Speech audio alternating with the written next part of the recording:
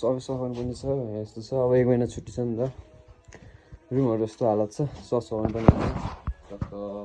भेटौँ न अर्को भिडियोमा अब यस्तो फोर चाहिँ सफा पनि हुन्छ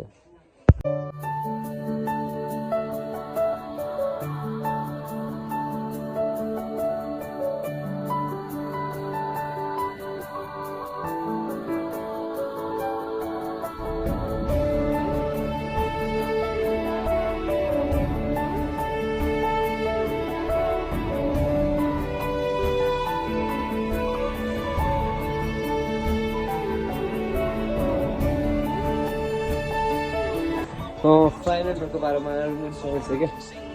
भाइ कस्तो थियो बरुम कस्तो है